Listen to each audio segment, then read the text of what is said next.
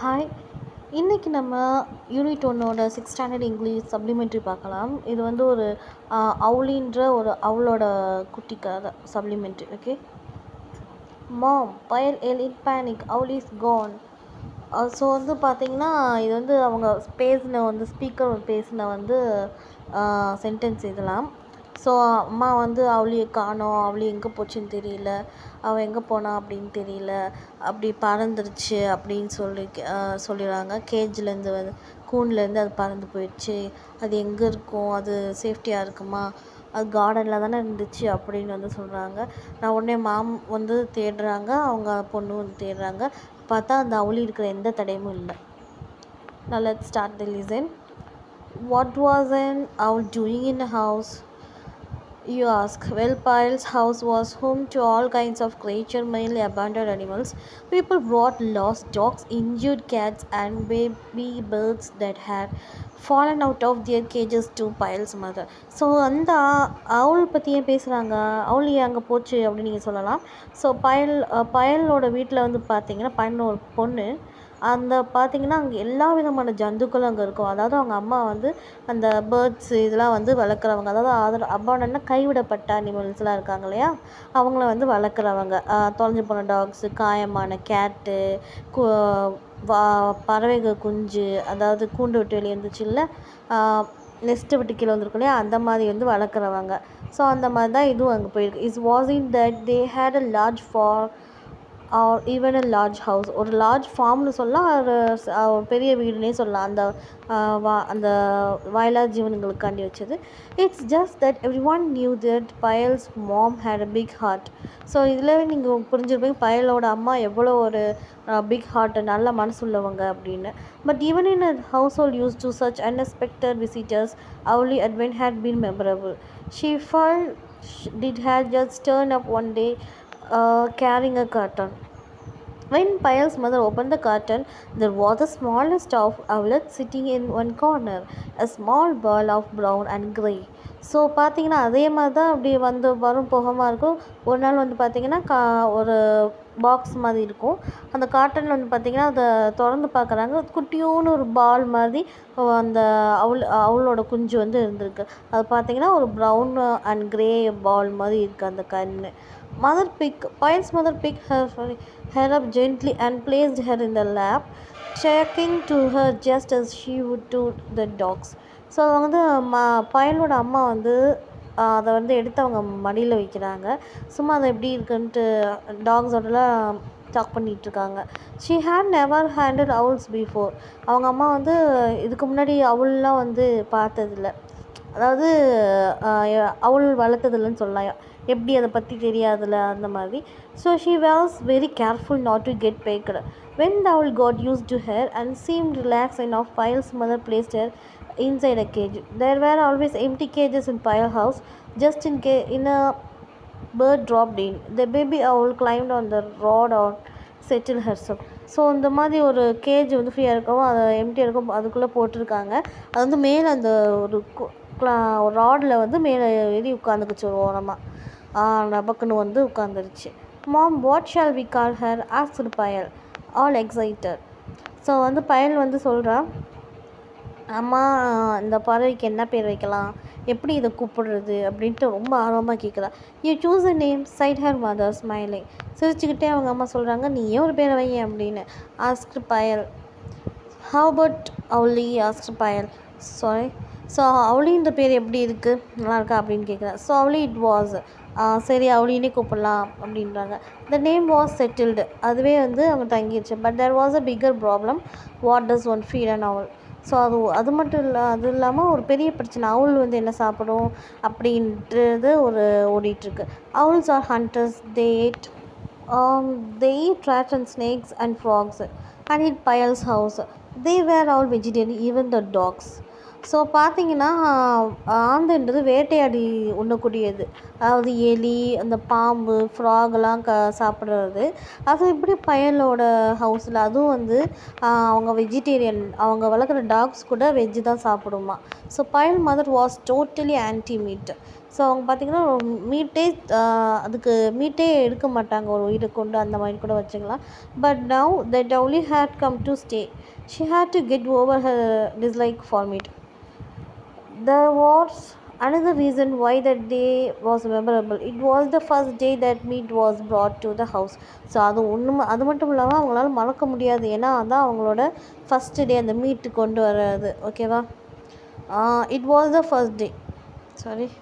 Payal got the number from her friend and called the meat shop to ask them to deliver half a kilogram of minced meat to the house. They put the meat before Avli. So பார்த்தீங்கன்னா பயல் வந்து எப்படியோ அவள் ஃப்ரெண்டோட contact பண்ணி அந்த மாதிரி chicken கடைக்காரங்க number பிடிச்சி சிக்கன் வந்து ஒரு அதாவது மீட்டுன்னு தான் சொல்லியிருக்கிறாங்க, ஒரு 1/2 கிலோ வந்து பொடிசாக இருக்கும் பார்த்தீங்களா, அந்த மாதிரி மீட் வந்து கொண்டு வர சொல்லியிருக்கிறாங்க, டெலிவரி பண்ணிடுங்க அப்படின்ட்டு. அதை எடுத்து அவங்க அவளி முன்னாடி வந்து வச்சுருக்காங்க. Of course Owly didn't know what to do with it. So அது போய் வைக்கவுமே அது சின்ன குஞ்சு தானே, எனக்கு என்ன செய்கிறதுனே தெரியல. She was just a baby after all. If the mother owl had been there, she would have softened the meat and showed it down Owlie's throat. Payal's mother decided she had to be Mother Owl. She picked up a tiny bit of meat with her right hand and squeezed it up until it was soft. Then with her left hand she pressed open Owlie's beak and shoved the food down. In a second, Owlie fell off her perch on the floor of the cage. She lay her back on the floor of the cage with feet up in the air. So பார்த்திங்கன்னா இது தாய் பறவையாக இருந்தால் அது வந்து டெக்னிக்காக வந்து கொடுத்துருக்கோம், அதாவது அதை நல்லா இது பண்ணி வாயில் வந்து வச்சுருக்கோம். ஸோ அவங்க அம்மாவும் அந்த மாதிரி அவளுக்கு அம்மா மாதிரி ஆகி லைட்டாக அவங்க ரைட் ஹேண்டில் வச்சுட்டு நல்லா எப்படி பால் மாதிரி நல்லா அதை இன்னுமே குட்டி குட்டியாக ஆக்கி அவங்களோட லெஃப்ட் ஹேண்டை பிடிச்சி வாயில் திணிச்சிருக்கிறாங்க. பட் அது சாப்பிடாமல் அப்படியே கீழே விழுந்துருச்சு. அதுக்கு பயமாக இருக்கும் இல்லையா, திடீர்னு வந்து அது விட்டுருச்சு. Mom, Payal cried. You killed her. Payal's mother was equally harassed. Oh, she said. Oh, what have I done? The poor little bird. After Payal and her mother had finished crying and hugging each other, they started talking bravely about where to buy Owlie. Just then, Owlie opened an eye and then other. She got onto her feet and quietly climbed the perch. So பார்த்திங்கன்னா ஐயோ அம்மா நீ கொண்டுட்ட அப்படின்னு அழுகுறாங்க, மாற்றி மாற்றி அழுகுறாங்க. அவங்க அம்மாவும் கொஞ்சம் இந்த இதெல்லாம் வளர்த்தனால அவங்களும் லேசாக இருந்து அழுகுறாங்க. ஸோ அப்படி அவங்கள கட்டி அணைச்சிட்டு சரி சரி ஒன்றும் ஆகாது அந்த மாதிரி சொல்லிட்டு பார்த்தா கொஞ்ச நேரம் சென்று அவளி வந்து எந்திரிச்சு கண்ணை முழிச்சு அது அந்த டபக்கு நடக்க ஆரம்பிச்சிருச்சு. நடந்து திரும்ப ஏறி போயிடுச்சு. Payal learned later the falling on her back and pretending to be dead was Owlie's way of defending herself against danger. So பயல் வந்து அப்போ தான் வந்து புரிஞ்சிருக்கா. ஸோ இந்த மாதிரி நமக்கு அது டேஞ்சராக இருக்குன்னு நினச்சி அதை வந்து சும்மா செத்து போன மாதிரி வந்து நடிச்சிருக்கு, அதை பாதுகாத்துக்கிறதுக்காண்டி. Not that Payal's mother was a danger to Owlie, but the baby owl did not know then. So அவங்க அம்மாவால் எந்த பிரச்சனையும் வராதுன்னு அந்த அவளுக்கு வந்து தெரியல. So that was Owlie's first day at home. ஏன்னா அதான் நாள் அது வந்து. In the beginning, Owlie had to be forced to eat. That was Mom's job. But Owlie soon realized that if a hand came towards her, it meant food.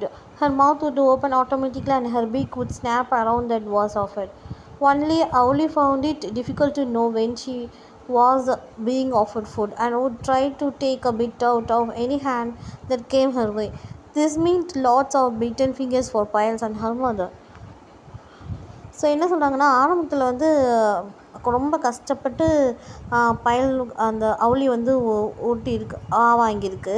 So அப்புறம் கொஞ்சம் கொஞ்சம் போக அது வந்து புரிஞ்சுக்கிச்சு, சரி இவங்க பக்கத்தில் திடீர்னு கை வந்துச்சுன்னா நம்ம வாயை திறந்தோன்னா அதுவாகவே வாயை ஆட்டோமேட்டிக்காக திறந்துடுது. இப்படி அவங்க வந்து பழகிட்டாங்க. அதே மாதிரி பார்த்திங்கன்னா 2 பேருமே மாற்றி கொடுக்கவுமே அந்த கையிலலாம் கொஞ்சம் அந்த பீக்ஸ் இருக்குல்ல கடிச்சு கொஞ்சம் ஸ்க்ராட்ச் ஆகும் இல்லையா, அப்படி கொத்துறப்போ அந்த மாதிரி ஆயிடுது 2 பேர்த்துக்கும். Reading up more about owls and their habits, Payal discovered that Owlie was a spotted owlet. So பார்த்தீங்கன்னா அவங்க வந்து அவங்க அம்மா வந்து புரிஞ்சுக்கிட்டாங்க அவங்களும் அவங்க அம்மாவும் அதை பற்றி படிக்க, அதோட ஹேபிட்ஸ் பற்றி தெரிஞ்சுக்க வந்து ஆர்வமாக பார்த்துருக்காங்க. ஸோ அது பார்த்திங்கன்னா ஒரு அவுலெட் அப்படின்னு வந்து சொல்கிறாங்க. அப்போ தான் தெரியுது இது இந்த பறவையோட இனம் அப்படின்ட்டு. She had a typical grey brown coat heavily spotted with white, the pale face, yellow eyes and the white neckband which looked like a ribbon, Payal decided. So பார்த்தீங்கன்னா அந்த அவுள் எப்படி இருக்கும் அப்படின்னா, ஒரு விதமான க்ரே கலரில் கோட் போட்ட மாதிரி இருக்கும். ரொம்ப வந்து ஒயிட் வந்து கொஞ்சம் பேல் ஃபேஸோடு இருக்கும். அப்படின்னா கொஞ்சம் சுருக்கமாக அந்த மாதிரி. ஸோ பார்த்தீங்கன்னா அதுக்கு எல்லோ ஐஸ், அப்புறம் வந்து ஒயிட் கலரில் நெக் பேண்ட் போட்ட மாதிரி, ஒரு ரிப்பன் போட்ட மாதிரியே இருக்குமா. So Payal decided, soon Payal took over the job of looking after Owlie.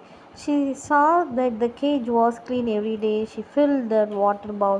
Once Owlie began to eat by herself, Payal too could feed her. So பார்த்தீங்கன்னா அவள் வந்து தினம் வந்து அதை பார்த்துக்கிறா. எவ்ரிடே அதை க்ளீன் பண்ணிவிட்டு க்ளீன் பண்ணிட்டு தண்ணியெல்லாம் வந்து வைக்கிறாங்க. ஸோ பார்த்திங்கன்னா அவளுக்கு வந்து இந்த கையில் வச்சோடனே அது டபக்குன்னு சாப்பிட்றது அவளுக்கு அந்த வந்து அவளுக்கு பிடிச்சிருக்கு. இப்போ ஏதாவது ஒரு பப்பி இருந்தால் நம்ம வந்து கையில் கொடுத்து சாப்பிட்றோம் இல்லையா, அந்த மாதிரி. She loved that way Owlie took a piece of raw meat from her hand. During the day, அதான் கையில் வச்சோடனே அந்த பச்சை கறியை கையில் வச்சோடனே அதை எடுத்து சாப்பிட்றது அவளுக்கு பிடிச்சிருக்கு. During the day, Payal kept the cage covered. Owls are night birds, so they slept during the day. At night, when owls are active, Payal took off the cover. They had decided that they would let Owlie fly away once he had grown bigger. But that meant that she had to learn to fly. So பார்த்தீங்கன்னா அது வந்து நைட்டில் வந்து ஆந்தைகள்லாம் தூங்கும் இல்லையா, அதனால் நைட்டில் வந்து வச்சுட்டு அந்த நேரம் வந்து திறந்து விட்டுறாங்க. அது எப்படின்னா அந்த கேஜை வந்து கவர் பண்ணிடுறாங்க. அதாவது பகல் அது கவர் பண்ணிவிட்டு நைட்டில் வந்து விட்டுறாங்க. அந்த நைட்டில் வந்து பார்த்திங்கன்னா அது ஒன்றெல்லாம் ஆக்டிவாக அப்படி இருக்கும். ஸோ Payal வந்து டுக் ஆஃப் தி கவர். அப்புறம் வந்து பார்த்திங்கன்னா அது வந்து கொஞ்சம் கொஞ்சம் வளர்ந்துச்சுன்னா அது பறக்க கற்றுக்கணும் இல்லையா, பறந்தோடனே இது விட்டுருவாங்க. ஸோ அதனால் பறக்க கற்றுக்கணும் அப்படின்னு வந்து டெசிஷன் எடுக்கிறாங்க. அப்போ வந்து பார்த்திங்கன்னா அதுக்கு தேவையான ஒரு க்ளோஸ்டு ரூம், நல்லா அடைச்ச ஒரு ரூம் தேவை அப்படின்றாங்க. After much discussion, Owlie's cage was shifted to the library. It was a lookly room with two doors, one which led the rest of the house and the other that opened into the garden. So பார்த்தீங்கன்னா அவங்க வந்து ஒரு லைப்ரரிக்கு வந்து shift பண்ணிடுறாங்க. பார்த்திங்கன்னா அது Payalக்கு ரொம்ப பிடிச்ச ரூம், ஃபேவரேட்டான ரூமு கூட. ஸோ பார்த்தீங்கன்னா அந்த ஒரு சைடு வந்து பார்த்திங்கன்னா ஒரு கார்டன் இருக்குமா, இன்னொரு சைடு வந்து அந்த ஹவுஸ் பற்றி இருக்குமா. ஸோ அதனால் it was also Payal's favourite too. சொல்லுங்க. It had tall book shelves and she spent hours. So பார்த்தீங்கன்னா நல்லா ஹைட்டாக அந்த புக் செல்ஃப்ஸ்லாம் இருக்குமா, லைப்ரரிலாம் இருக்கும்ல, அந்த தான்.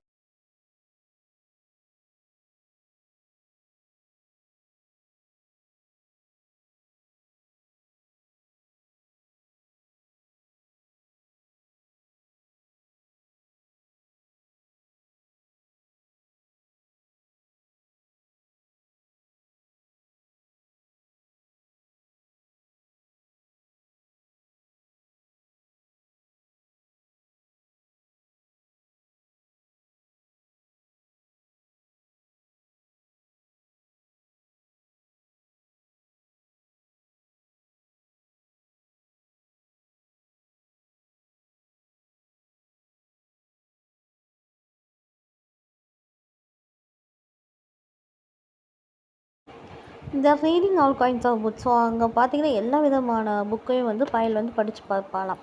The bookshelves also had lots of little knickknacks. Her mother loved pretty things and displayed them her along with the books. So there were beautiful pieces of pottery dolls from wherever they had traveled, and of course wooden and clay animals and birds from all around the world. So அது வந்து book selves மட்டும் இல்லாமல் அங்கே நிறையா அவங்க சேர்த்து எங்கேயாவது வெளியே போனால் அது முக்கியமாக அவங்க ஷோபீஸ் மாதிரி வாங்கினதெல்லாம் அங்கே வந்து வச்சுருப்பாங்களாம்.